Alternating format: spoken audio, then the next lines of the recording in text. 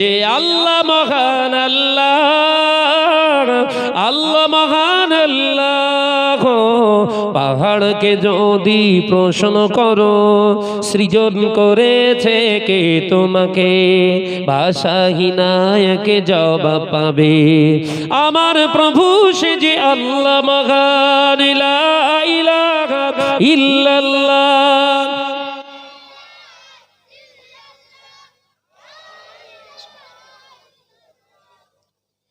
মুহাম্মাদুর রাসূলুল্লাহ, আল্লাহুম্মা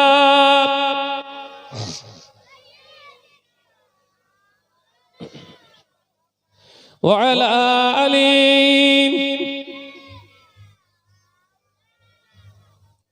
ভাইরা আমার, নজনেরা, যুবকেরা, ছেলেরা, বাচ্চারা, তাহলে আল্লাহ পাক জানিয়ে দিয়ে গেলেন তোরা আমার কাছে সাহায্য চাইবি, আমি আল্লাহ তোদের গোলাম অলিন অল। এ নজনেরা, যুবকেরা, ছেলেরা, বাচ্চারা, উন্নতি যদি করতে হয়, পৃথিবীর জমিনে যদি প্রতিষ্ঠিত হতে হয়, সত্যের উপরে হয়, মিথ্যার উপরে নয়। কারণ তৈরি করা জিনিস আর নিজের তৈরি হয়ে যাওয়া জিনিস দুটোর ভিতরে পার্থক্য আছে। এ নজনেরা, যুবকেরা, ছেলেরা, বাচ্চারা, কান খুলে শুনে কি দি আল্লাহ নবী পাক জবানে জানিয়ে দিয়ে গেলেন, ও আমি নবী জানিয়ে দিলাম এমন একটা দিন আসবে, সময় আসবে, পৃথিবীর জমিনে মুসলমান ধনী হয়ে যাবে। ওই ধনী মুসলমানের কাছে আমার ইসলামটা গরিব হয়ে যাবে।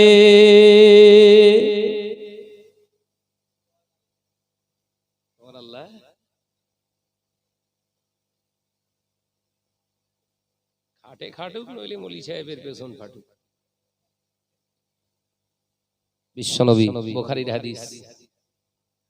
আমরা এই হাদিসটা পড়েছি, মিশকাতুল মাসাহাবি বলে একটি কিতাব আছে হাদিসের, যেটাকে মিশকাত শরীফ বলা হয়।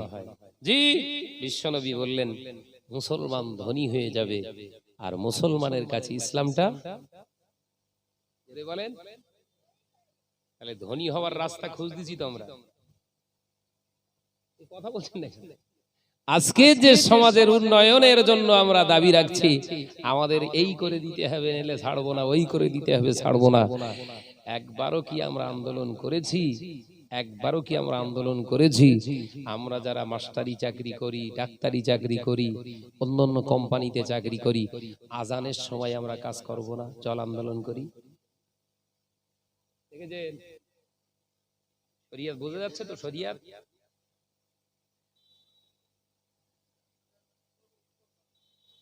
কেউ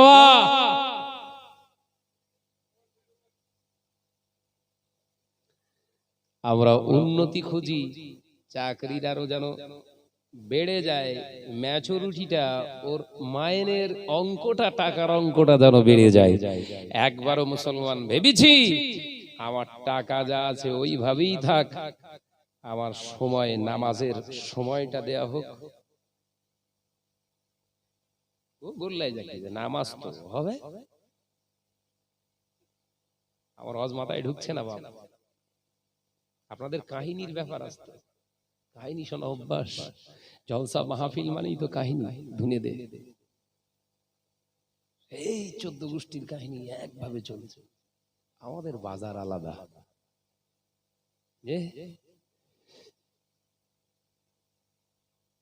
আল্লাহ নবী পাক জবানে জানিয়ে দিয়ে গেলেন, ওয়া মাসাবারা ওয়া মাসাবিরা, আমি রাসূলুল্লাহ জানিয়ে দিয়ে গেলাম যে মুসলমানটা আযান শুনলো অথচ আযানের জবাবও দিল না, ওর নামায় আমলে একটি কাবিরা গুনাহ।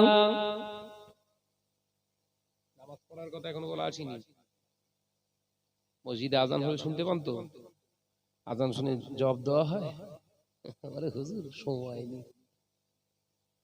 আচ্ছা, আজানের জবাব দিতে গেলে কি স্পেশাল গোসল টোসল করে এসে বসে থাকতে হয় নাকি? আলোচনা অসুবিধা হচ্ছে না তো বাপ? ও বেজনেরা, নজন যুবকেরা, ছেলেরা, বাচ্চারা, পর্দা নিশিনা মা বোনেরা, আল্লাহ নবী দিন ও দুনিয়ার বাদশাহ হাবিবুল্লাহকে, নবী জনাবে মুহাম্মদুর রাসূলুল্লাহকে সাল্লাল্লাহু আলাইহি ওয়াসাল্লাম পাক জবানে জানিয়ে দিয়ে গেলে, ও আমার সাহাবারা, আমি রাসূলুল্লাহ জানিয়ে দিয়ে গেলাম যে মুসলমানের বাচ্চাটা আযান শুনলো অথচ আযানের জবাব দিল না, যে মুসলমানটা আযান শুনলো অথচ আযানের জবাব দিল না, ওর নামে আমলে একটি করে কাবিরা গুনাহ লেখা হয়, আযানের জবাব দেয়া হলো ওয়াজিব। যে মুসলমানটা আযান শুনলো অথচ আযানের জবাব দিল না, আমি রাসূলুল্লাহ জানিয়ে দিয়ে গেলাম ওর নামে আমলে একটি করে কাবিরা গুনাহ লেখা হয়।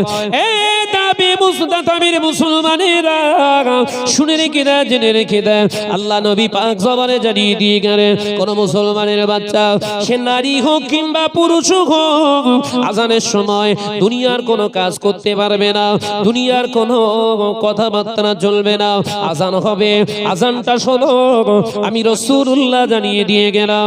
এ নজনেরা ভেবো না মুয়াজ্জিন চাচা আযান দেয়, মুয়াজ্জিন চাচা আমাদের আহ্বান করে, না না না, আযান শব্দের অর্থ হলো আহ্বান করা।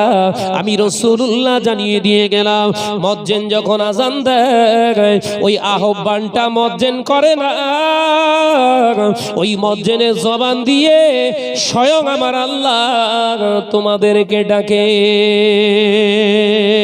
ওরে বান্দা তোর বিবি ছেলে ফুলা আগে নয়, পৃথিবীর কাজ কারবার তোর আগে নয়, পৃথিবীর কোনো জ্বালা তোর আগে নয়, আমি আল্লাহ তোকে স্মরণ করিয়ে দিলাম। আল্লাহু আকবার, আল্লাহু আকবার। এর মানে হলো আল্লাহ মহান, আল্লাহ শ্রেষ্ঠ, আল্লাহ বড়।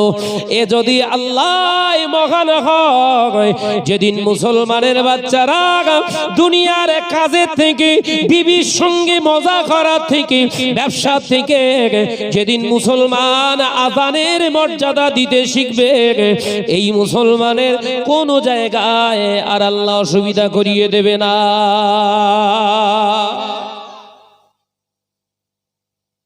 করতে করতে পটল নিড়িতে নিড়িতে, ধান নিড়িতে নিড়িতে চাষা বলতে আযান হচ্ছে তাড়াতাড়ি লে। ওই ধানে চিটে হবে বেশি না ধান হবে বেশি? এ দোষ কার? আল্লাহর?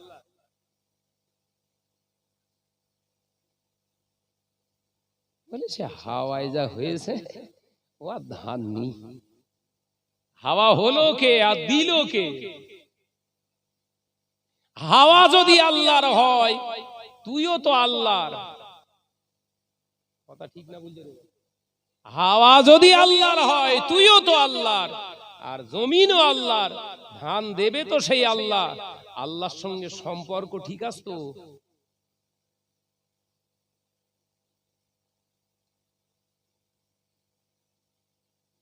না আমি সারাদিন খেটেছি, আমার দাও। এই কথা ঠিক না বুঝতে বলে? গোদা বাংলা বুঝতে পারেননি? একে একে দুই হয়। সারাদিন পরিশ্রম করেছি, 1 মাস ধরে ওর পেছনে লেগেছি, ধান হবে না মানে সামান্য একটু না হাওয়া আসবে সব চিঠে। ওরে কাজ করলেই হয় না, কাজের ভিতরে একগ্রতা থাকা যায়। যার শক্তি দ্বারা তুই কাজ করছিস, সেই শক্তির মালিককে একবারও খুশি করেছিস? মহাজনের কাজ করছে 4টে লেবার। আজকে একটা উদাহরণ দেই না, আমার বাড়িতে বলেছি একটা ওই সেপটিক ট্যাঙ্কার করতে হবে, মিস্ত্রিদের বলেছি পাঁচিল থেকে 1 ফুট বাদ দিয়ে তাই খড়িস, ওরা সে পাঁচিলের ইট বের করে ফেলেছে। আমি আজকে বাস্তব বলছি, আমি আজকে গিয়ে দেখি ইটের দাঁত এঙ্কর বের করে দিয়েছে। আমি দেখি হচ্ছে হেরা, এরম তো তোরকে বলিনি। বলছে আর ভালো হয়, এবার যে ধস লেবেছে, বলছি ধস লেবে গেল এবার কি হবে? খুঁড়তি বলেছিলাম 10 ফুট বাই 8 ফুট, এখন তো হয়ে গেছে 10 বাই 10। এবার কি হবে? বলছে কালকে আবার 2টো লেবার লাগাবে। বাঁশ যাচ্ছে কার?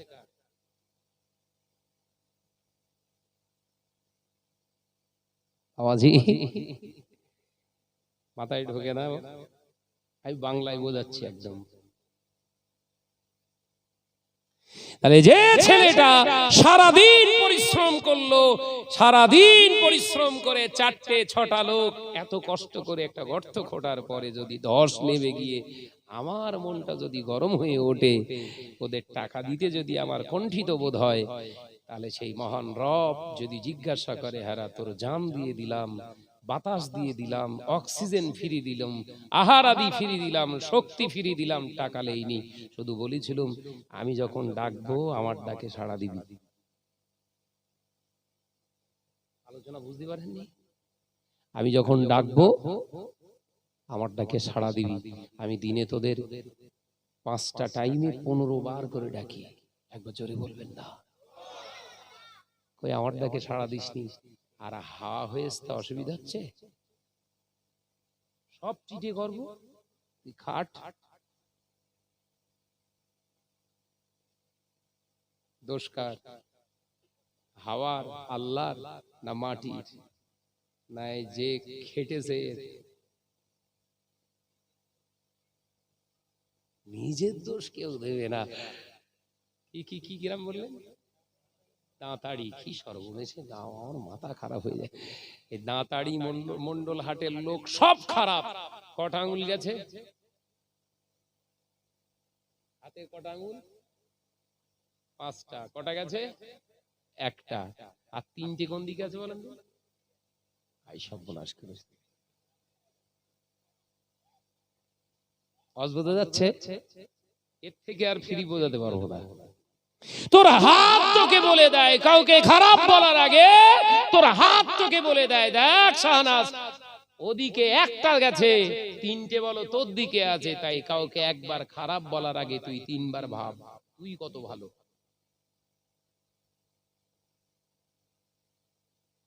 এ চোর, ও ডাকাত, ও খারাপ, সে খারাপ, তুই কি? না না, আমারটা দেখলি হয়? ওই সারাদিন মুতিয়ে পানি নেইনি, আতর মেরে ঘুরতে দশা। আমার মাথায় ঢোকে না ওদাই গোদা বাংলার ওয়াজ। তাহলে কাউকে খারাপ বলার আগে, কাউকে দোষারোপ করার আগে আল্লাহ রসুল বললেন নিজের দিকে তাকিয়ে বিচারটা করতে শেখো। নিজের বিচার যে একদিন নিজে করতে শিখবে, তার দুনিয়া আখেরাতে কোনো জায়গায় বাঁধবে না। একবার জোরে বলে, জোরে হবে না সুবহানাল্লাহ? আজকে এই শিক্ষার আমাদের বড় অভাব। রাসূলুল্লাহর জীবনে এটাই ছিল কামিয়াবির রাস্তা। একবার জোরে বলুন। আল্লাহ নবীর কানে চলে এলো, ইয়া রাসূলুল্লাহ, ইয়া হাবিবাল্লাহ, হুজুর কুফারে কুরাইশরা ওরা জিহাদের ময়দানে ডাক দিয়েছে, বদরের প্রান্তরের আগে তারা এসে হাজির হয়ে গিয়েছে। ইয়া রাসূলুল্লাহ, ইয়া হাবিবাল্লাহ, ইসলামকে শেষ করে দেবে, বিরাট লোক লস্কর নিয়ে এসেছে। আল্লাহ নবী ভীত হন না, আমার আল্লাহর কাছে সাহায্য চাই। শেখো, রাসূলুল্লাহর দিকে তাকাও, শুধু বুলিয়া ওড়ালে হবে না, শিখতে হবে। এই কথা ঠিক না? জোরে বলে। নবী আমার দিন ও দুনিয়া বাদশাহ হাবিবুল্লাহে নবী জনাবে মুহাম্মদুর রাসূলুল্লাহে সাল্লাল্লাহু আলাইহি ওয়াসাল্লাম সিজদায় পড়ে গেলেন। ও রব্বুল আলামিন, শুনেছি আমার শাগরেদ, আমার সৈন্যরা, আমার সাহাবীরা সংখ্যায় তো অনেক কম। আল্লাহ, ওটা আমি চিন্তা করি না। ও রব্বুল আলামিন, তাদের সৈন্য অনেক বেশি, তাদের অতিরিক্ত হাতে অস্ত্র, ওটা আমার টেনশন নাই। ওগো রব্বুল আলামিন, শুধু জিজ্ঞাসা করি তোমায়, আমি জানি জমিনের মালিক তুমি, আসমানের মালিক তুমি, আমারও মালিক তুমি, এই মুসলমানদের মালিকও তুমি। ওগো রব্বুল আলামিন, তোমার কাছে জানতে চাই, এখানে হক থাকবে না বাতিল থাকবে, এই ফয়সালা দেওয়ার মালিক তো তুমি। ওগো রব্বুল আলামিন, এই সত্যকে যদি আজকে আমি রাসূলুল্লাহ এই বদরের ময়দানে আজকে যদি সত্যকে দিয়ে বাতিলকে প্রতিহত করতে পারি, ওগো রব্বুল আলামিন গোটা বিশ্বের জমিনে একটি দৃষ্টান্ত হয়ে রইবে। বাতিল যত বড় হোক না কেন, বাতিল যত বড় হোক না কেন, সত্যের কাছে ছিল অনেক ছোট। ও নজরে যুবকেরা, বদরের ময়দানে আল্লাহ নবী সাহাবাদের নবী শিকারে বাবা সাহাবীরা, আমি রাসূলুল্লাহ বলছি তোমরা মারবে না, আগ বেড়ে মারবে না। সত্য কখনো আগ বাড়ে কাউকে আঘাত করে না। মিথ্যা যদি আঘাত করে, সত্যের কাজ হলো তাকে প্রতিহত করা। জোরে হবে না?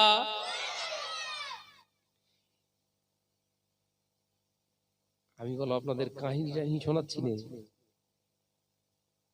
বুঝাচ্ছি কোরআন হাদিসের দৃষ্টান্ত। বুঝো, বিশ্বনবীর দুয়া আল্লাহ মঞ্জুর করে নিয়েছেন। একবার জোরে বলে। বদরের প্রান্তরে আল্লাহ নবী সাহাবীরা 313 জন সাহাবা হুজুরদেরকে নিয়ে হাজির হয়ে গেলেন আল্লাহ নবী জিহাদের ময়দানে। নবী আমার দিন ও দুনিয়ার বাদশা হাবিবুল্লাহ নবী জনাবে মুহাম্মদ রাসূলুল্লাহ সাল্লাল্লাহু আলাইহি ওয়াসাল্লাম বদরের ময়দানে সাহাবায়ে কেরামদের নিয়ে হাজির হয়ে গেলেন।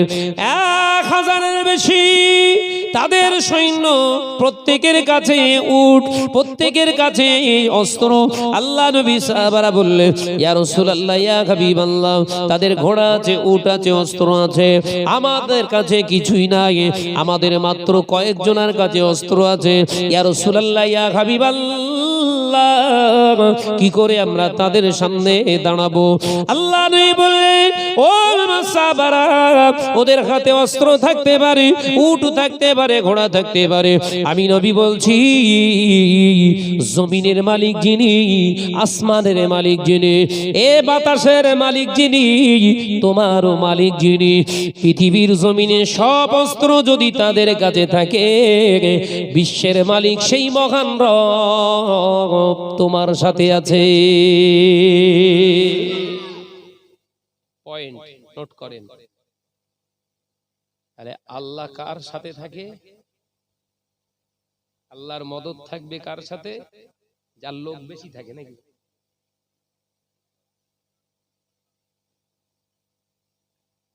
যার ভিতরে আল্লাহর ভয়, আল্লাহর কর্তৃত্ব নিজের কাছে সঁপে নিয়ে গোলামিত্ব করে, যে ওর কাছে থাকে আল্লাহ এবং তার রহমত।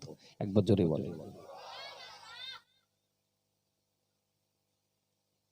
জি, জিহাদের ময়দানে জিহাদ শুরু হয়ে গেলেন। একজন সাহাবী হুজুর এসে বলছে, হুজুর কিচ্ছু নি হাতে, আমি যে প্রতিহত করব কিচ্ছু নি আমার হাতে। রাসূলুল্লাহ পাশে পড়েছিল একটা খাজুর গাছের খোমা, সেই ডান্ডি আল্লাহ নবী হাতে দেন, এলাও তলোয়ার, জিহাদে চলে যাও। একবার জোরে বলেন। হাতে খাজুর গাছের বেল্লে, বেল্লে বলি আমরা, ওটাই হলো তলোয়ার। কেন? আল্লাহ আছে। আর হাতে বিরাট বড় তলোয়ার, উট। আবু জেহেল মালটা পড়ে রয়েছে, মাথায় ঢুকিনি বোধহয়। বদরের ময়দানে আবু জাহেলের হাতে বড় তলোয়ার, বড় ঘোড়া, সুন্দর ঘোড়া, মাল কাঁধে চুপ করে পড়ে রয়েছে, মাথা দেখতে চাই, উঠতে পারে না। কারণ দুইজন ছোট ছোট বাচ্চা এসে ঠ্যাঙে পায়ে হদ্দ কোপান কুপিয়েছে, ও দাঁড়ানোর কোনো রাস্তা নেই, মাথা তুলে দেখতে ফাঁকা করে ফেলেছে সব। একবার জোরে হবে না?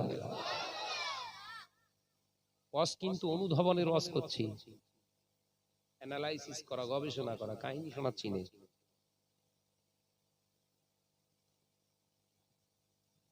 হযরতে আব্দুল্লাহ ইবনে মাসউদ রাদিয়াল্লাহু তাআলা আনহু বললেন, হুজুর সে মাল এখনো মরিনি, মালটা পড়ে আছে। বলে যাও লেশো মালে। আবু জেহেলের আনবে।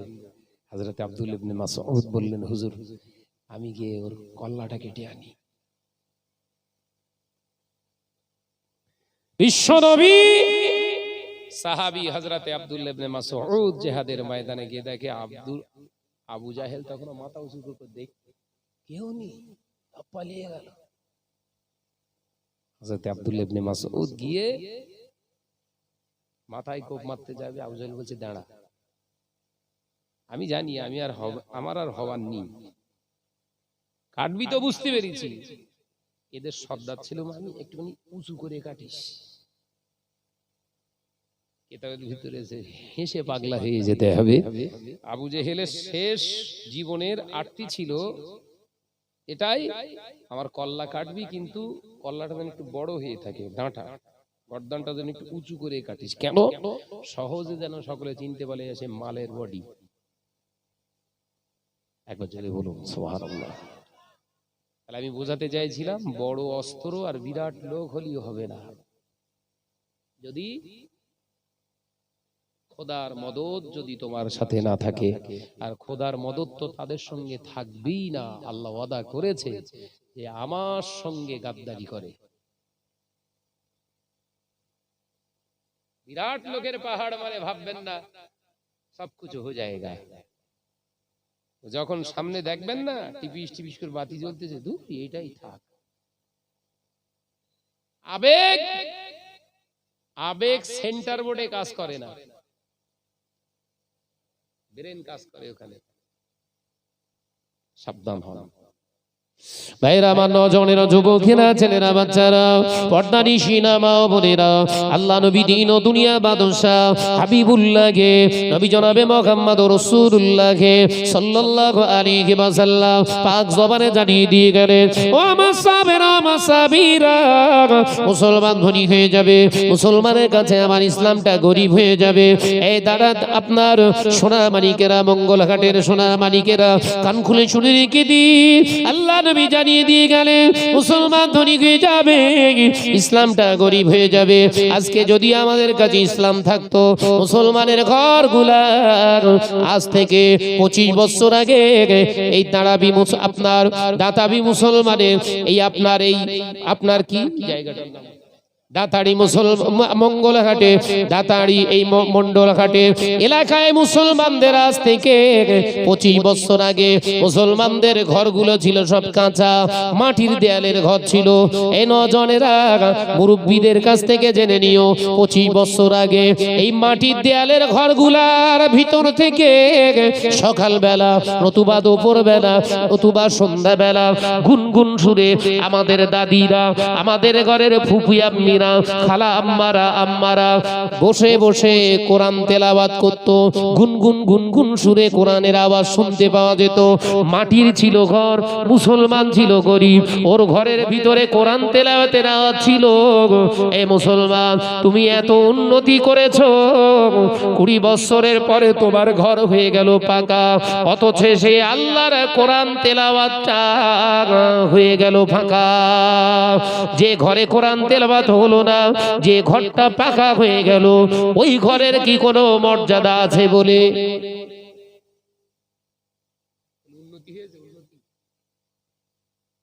আমি কি ভুল বলে ফেললো মুরব্বী?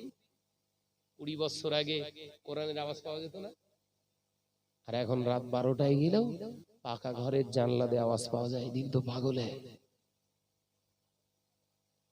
কথা বলছেন না কেন?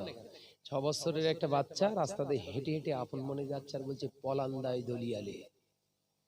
ও তোতলা তোতলা কথা তো বলছে পরান যায় জলিয়ারে। হ্যাঁ, ওরা ওর পরান হলো কোত্থেকে? তার মানে ওর ঘরে ইসলাম বলে কিছু নেই, ওর ঘরে ওই সিনেমা হিন্দি ফিল্মের গানই পাওয়া যায়। তো যে মুসলমানের ঘরে পরান যায় জ্বলিয়া এ শব্দ হয়, ওর কাছে আর ঘরেতে ইসলাম আছে বলে মনে হয়? যার কাছে ইসলাম নেই, যার ঘরেতে ইসলাম নেই, ও উন্নতি করবে, সমাজকে উন্নয়ন ঘটাবে, বিশ্বাস করা যায়? ও তো নিজে ধর্মকে ধোঁকা দিচ্ছে, ও তো পাক্কা একজন জালিয়াত। ও জালিয়াত যদি সমাজের উন্নয়নের চিন্তা ভাবে, তাহলে ও সমাজের জালিয়াতি করবে না, এর কি গ্যারান্টি কার্ড আছে আমার দেখা?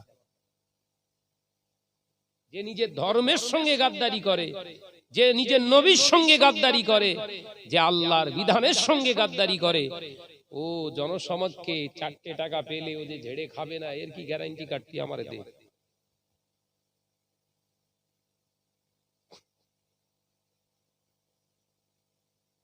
নিতে পারছেন তো?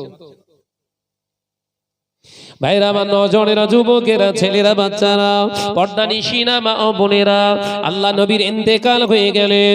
আল্লাহ নবী দুনিয়া ছেড়ে চলে যাবার সময় হযরতে আবু বকরকে ইমামতির জায়গায় দাঁড় করিয়ে দিলেন। এ নজনেরা, হযরতে খলিফাতুল মুমিনিন, আমিরুল মুমিনিন, খলিফাতুল মুসলিমিন হযরতে সিদ্দিক আকবরকে সকলে মিলে নির্বাচিত করলেন খলিফা, মুসলিম জাহানের প্রথম খলিফা হযরতে আমিরুল মুমিনিন সিদ্দিক আকবর হলেন। হযরতে আবু বকর সিদ্দিক রাদিয়াল্লাহু তাআলা আনহু বললেন, ও আল্লাহর নবী সাহাবারা, আমি শাসক হিসাবে নিজেকে নাই মেনে নিলাম, তোমরা আমাকে খলিফা হিসাবে মেনে নিলে, কিন্তু বিচার ভাগটা, কাজীর ভাগটা আমার ভাই ওমরকে আমি দিতে চাই। জোরে বলবেন না? বিচারক হবে ওমর।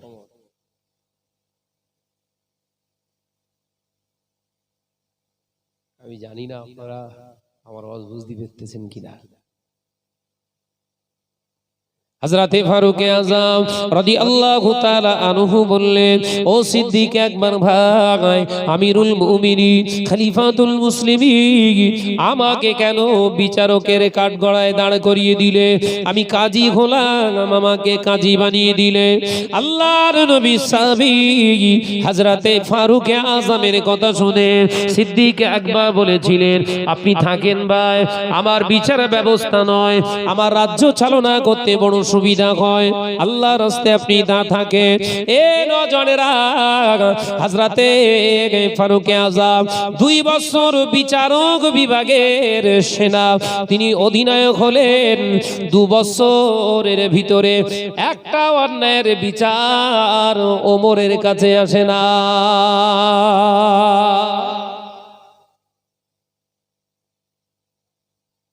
হযরতে আবু বকর সিদ্দিক রাদিয়াল্লাহু তাআলা আনহুর কাছে 1 বছর পরে এসে হযরতে ওমর রাদিয়াল্লাহু তাআলা বলছেন, ভাই এই বিচারে আমার রেখেছেন কেন? কেন? 1টা বছর হয়ে গেল, এখনো কোনো অন্যায়ের জন্য বিচার আমার কাছে এসে কোনো সালিশি কিচ্ছু এলো না, খালি খামাখা আমি বসে রয়েছি কেন? হযরতে আবু বকর সিদ্দিক রাদিয়াল্লাহু তাআলা আনহু বলেছিলেন, আমি যে আবু বকর সঠিকভাবে রাজত্ব করছি, এটা হলো তার একটা বড় সাক্ষী হিসাবে আল্লাহর কাছে, রাসূলের কাছে দাঁড় করানো সম্ভব। একবার জোরে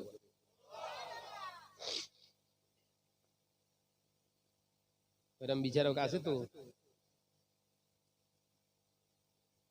রাজনীতির আঙিনায় যদি আমরা আসি, ওই রকম বিচারক হবে তো? কোথায় আসমান আর কোথায় জমিন? আতেই বলছে সে প্রথম আসমান পার করে দিচ্ছ ছক্কা মেরে।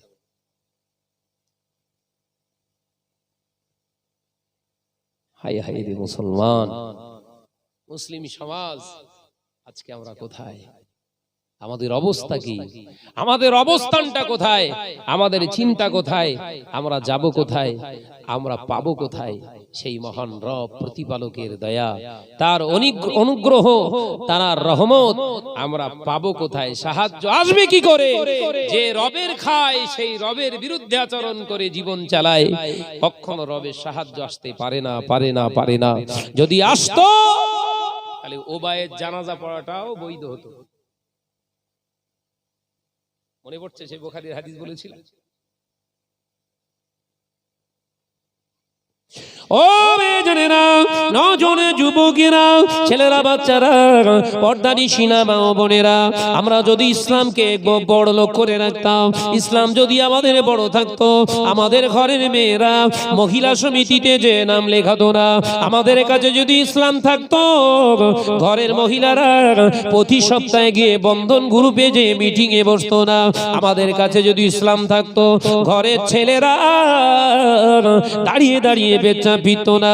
আমাদের কাছে যদি ইসলাম থাকতো, আমাদের ঘরের ছেলেরা মসজিদের আজান শুনে মসজিদের পাশে তারা ক্রিকেট ফুটবল নিয়ে ব্যস্ত থাকতো না।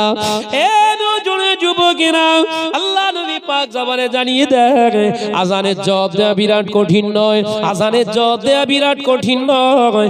মুয়াজ্জিন যেটা বলে, মুয়াজ্জিনের পরে পরে তোমরা সেটাই বলো। মুয়াজ্জিন বলছে আল্লাহু আকবার, আল্লাহু আকবার। মুয়াজ্জিনের পরে তোমরা বলো আল্লাহু আকবার, আল্লাহু আকবার। মুয়াজ্জিন বলছে আশহাদু আল্লা ইলাহা ইল্লাল্লাহ।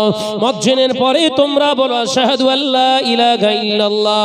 মুয়াজ্জিন বলছে আশহাদু আন্না মুহাম্মাদার রাসূলুল্লাহ। তুমি পড়ো আশহাদু আন্না মুহাম্মাদার রাসূলুল্লাহ। এটা যদি নাও বলো অন্তত সাল্লাল্লাহু আলাইহি ওয়াসাল্লাম বলো। মুয়াজ্জিন বলছে হাইয়া আলাস সালাহ। তুমি পড়ো লা হাওলা ওয়ালা কুওয়াতা। মুয়াজ্জিন বলছে হাইয়া আলাল ফালাহ। তুমি পড়ো লা হাওলা ওয়ালা কুওয়াতা। মুয়াজ্জিন আওয়াজ দেয়